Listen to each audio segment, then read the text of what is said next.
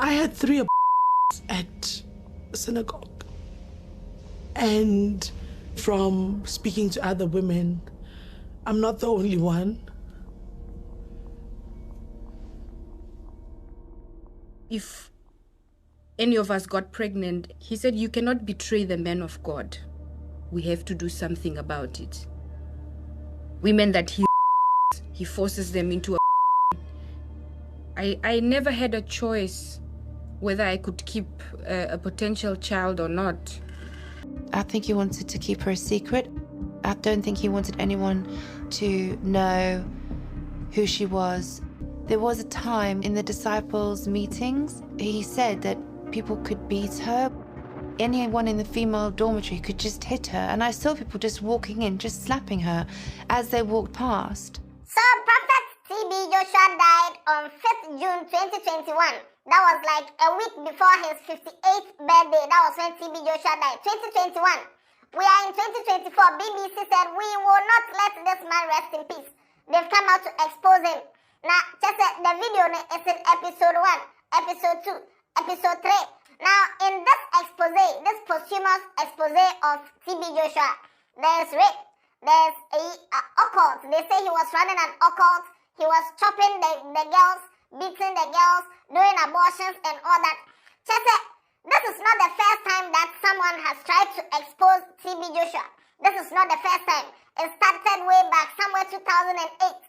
People were saying it, nobody believed. Now that BBC is saying it, people are shaking. His own daughter came to speak. People that we've seen on Emmanuel TV a lot of times, they all came to bring out secrets. His disciples, those who were serving him in his chambers, they have brought out secrets on who TB Joshua was and the things he was doing. When he's not on Emmanuel TV, the things he does in his room, in his chambers. I'm the Headless YouTuber, this is Headless Reactions.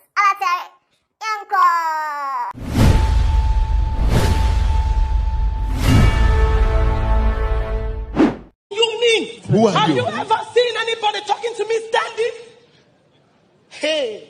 Now, can you Imagine introduce this yourself? Who are you? I am Lucifer. Come here in the name of Jesus. I am not coming. Jesus is greater than you. I am not coming. You are powerless in the face of Jesus. Now I command you in the name of Jesus, come here.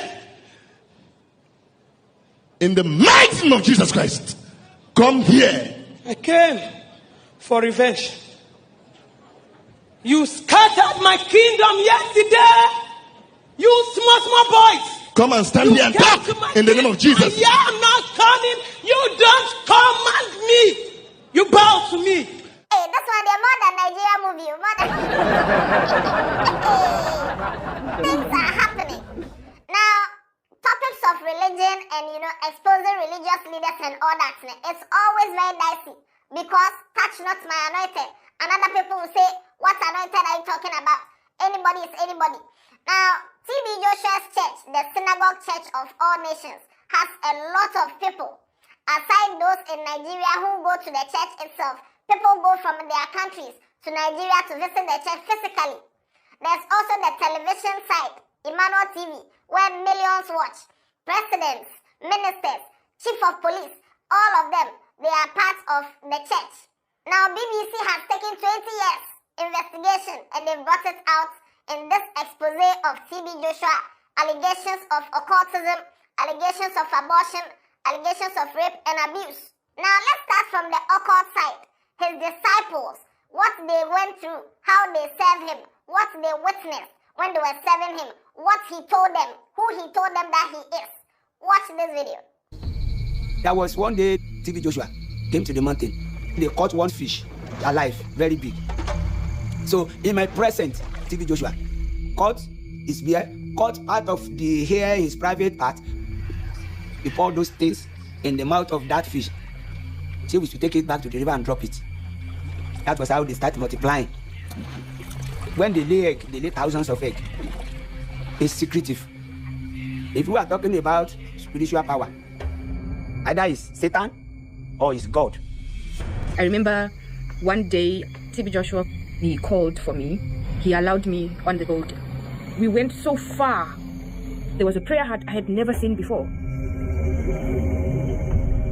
So in that room, it's our duty to make sure that we own a certain incense there. If he's going to enter there, that place must be filled with smoke. We do normally have our meetings in the night. He trusts me with the assignment he's giving me. It's just candles everywhere, pictures. All the disciples' pictures, we pour it on the floor. His own picture is not there. His wife picture is not there. It's only the disciples. He will wear a red garment, plain red. The garment is long down to his ankle. And he will hold a sword in his hand. Those pictures, he will place the sword directly on the face. It will be pierced through and it will be pinned down there. They are in bondage, spiritually and physically. This is what you have done to people. You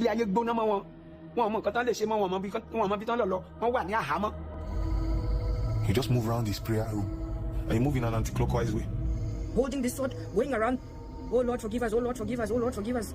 Have mercy on us. Have mercy on us. I've never seen this kind of thing before. Everything about this prayer room is photos. People's photo. And I can tell you, they are mostly ladies. What he did was all intentional. He was doing all those sexual activities for something spiritual. Satan knows everything that people cannot know. TB Joshua is not any man of God. He's a man of evil. We were called 5 story brothers. That is young guys like me that has the opportunity to serve the prophet. Just literally serve him just the way the maid serves kings. People compare his 5 story brothers to be his personal slave because everything he needs, you must be there. All is in my mind is, where is he now? Has he eaten? Has he taken his bath? Is his shower ready? You have to be there in his privacy. If I can use the word, even to the nudity, you see everything. When TB Joshua needs to go to toilet, 2 of us has to be there in the toilet.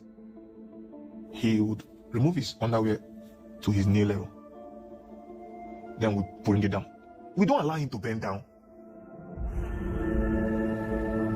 There was a lot of strange things behind closed doors. His underwears, you know he wears white. Most times he pours this honey. He will pour it inside his pants, inside his underwear. He will pour it there. When he pours this honey there, he wears the underwear. And I was like, what's the significance of this? Why is he doing this? There's a witch doctor here. And an occult wizard. Herbalists. What were you asked Herbalists to do for you? And you went there and the Herbalists may give you honey to rub your private. A true man of God. A lot of people have asked this question, that why didn't these people go and report? Why didn't these people choke? Why didn't these people, if they had evidence? Don't worry, at the tail end of this video, I'll give you that answer. Now moving from the occult side, let's go to his own daughter. This lady called Ajoke is a child that TB Joshua had from wedlock. He had this baby with another woman. And when this girl was a small girl, she was brought into the synagogue. And she was locked there and she grew up there. And the kind of things, the kind of treatment that she went through, just while she was narrating her story, you will feel it. According to the documentary, this girl could be locked in her room for months. Not days, not hours, months. TB Joshua could tell people that, you know what, you can beat her if you want to beat Chese. Watch this video. I stared myself in the mirror a lot of the times, and maybe I do look like him, maybe. For as long as I can remember, I have been raised as TB Joshua's daughter. I knew the child, Ajoke, right from birth. She's his actual daughter, his biological daughter, with another woman outside of wedlock. He doesn't seem to like her very much. She was like kind of labeled the black sheep of the family. I was in primary school. I was made to move to the disciples' room. I didn't volunteer to be a disciple. I was made to join. Ajoke grew inside the synagogue, like an outcast. I think he wanted to keep her a secret. I don't think he wanted anyone to know who she was. The message about Ajoke was that she had terrible evil spirits that needed to be driven out. There was a time in the disciples' meetings, he said that people could beat her. Anyone in the female dormitory could just hit her. And I saw people just walking in, just slapping her as they walked past. You see somebody slap her. There was a particular time that I was very tired. I had slept a little bit too much. So he started like shouting at her to get up, to get up, to get up. And there was another like disciple there who basically took her and took her to the shower and whipped her with an electrical cord and then turned the hot water on. Put my head right on the hot water. I was screaming at the top of my voice, and I just let the water run on my head for a very long time. We're talking about years and years of abuse, consistent abuse, abuse that wasn't ending. He hated her, and he punished her for being born. Her existence was probably the biggest threat to his reputation. I couldn't even have an identity. That kind of pain cannot be put into words. I felt like, you know what, maybe I really don't deserve to be alive. What's her fault? What has that girl done? It pains me. She was still very young that time. Can you imagine how heartless we were? If you want to watch the full video, you can go to BBC Africa, yes. Now let's go to the third part of this investigation, where there were rape allegations. The way TB Joshua was calling the girls into his chamber, the way he was chopping the girls. There was one girl, because he was the one who broke her virginity. After that, he told the girl that, you know what, after I've chopped you, now that you are mine, it's okay. Bring me other virgins, let me chop. He did all these things. Watch this video. There was a system in there that he used to abuse these women. He's the one that crafted the building of his apartment. He designed it. The whole building was just designed to keep secret. Multiple doors, multiple entries and exits. The staircase you can use to get to his 5-story was like 4. I call a lady, Prophet wants to see you. He would tell you the specific staircase that this person should come. He would always tell you which entrance to take, which door to get into. You can ask the ladies to come through any of the door, so people don't see them. He would always ask you, when you come, did anybody see you? You'd be like, no, sir. Then he would rape me again. It was a process, a very nasty cycle. We couldn't see it right under our nose. He designed a system for deceiving all of us disciples. A lot of women were being abused by this man. I had no idea. I thought I was the only one. I didn't know that that thing had happened to anybody else. They were all in the same system. This is a system whereby you have nobody to talk to. And there was nothing I could do. We, the 5-story builders, are the ones covering him. These are children of 16, 17 years. He kept all of us in slavery. Total, absolute slavery. Almost every day, TB Joshua have girls in his room. Somebody who is housemaid impregnated this girl. Oh, the boy that was helping me, he raped him, and I reported it. Rape. Nobody raped her. Okay, she's a tempter. That spirit of tempting. You say rape. You hear her say she's flesh. So let's cast the spirit out of her. Okay? He was a sexual predator. He was a ritualist. TB Joshua asked me to find virgins for him, to bring young girls into disciple fold. In the midnight, this person will be called into his bedroom so that he could disvirgin them. When those girls come out, he usually take all the bed sheets and everything, he pack them and take them to the prayer mountain. If I'm going to count in a week, seeing these things like 4 to 5 times in a week. Every week? Yes, every week. Rape became like a normal, terrifying thing that he would do. It's like you are an animal being slaughtered. He would be calling girls in, one after the other. I stayed there almost 14 years. They will be in thousands.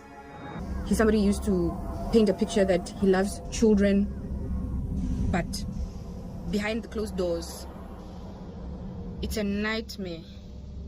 It's a nightmare. I had 3 abortions at a synagogue. And from speaking to other women, I'm not the only one. If any of us got pregnant, he said, you cannot betray the man of God. We have to do something about it. Women that he rapes, he forces them into abortion. I never had a choice whether I could keep a potential child or not. I felt like I didn't own my body. You know it. You skip your first period, you skip your second period, and you have to talk.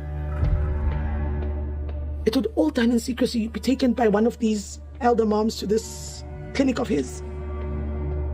I witnessed a lot of abortions. Lots of abortions.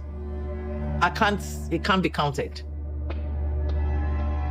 They started doing it inside the synagogue. There's a place they call medical department. We went out through the back door of his office.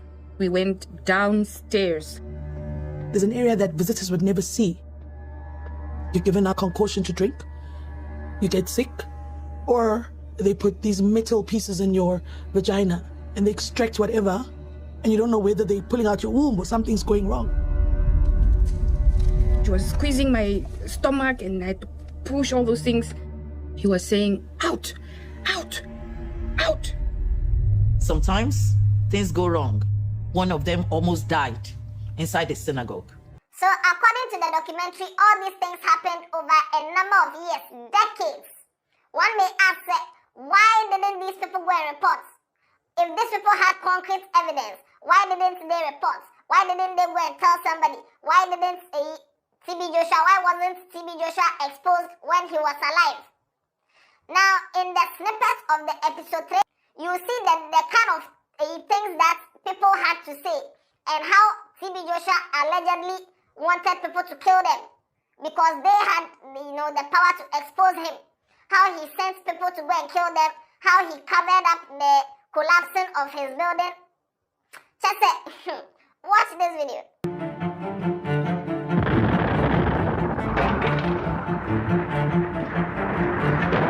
The families were lied to. He bought the whole system. How do you stand up to a man who has got a list of presidents in his pocket?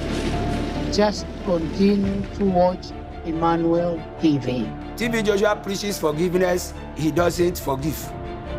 They shot at the back of the vehicle. Bah, bah, bah, bah, bah. He sent them to kill me. Threatened to kill me. Everywhere I turned to was like war.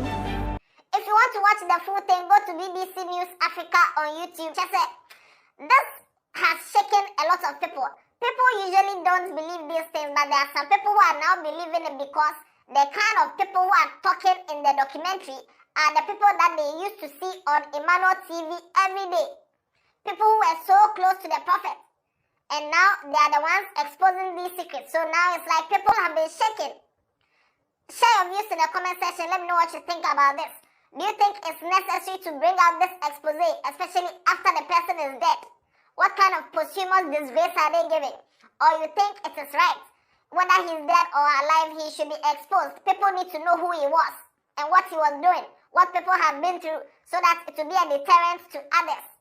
So that if you are also serving some man of God and you are seeing these signs, you run away fast.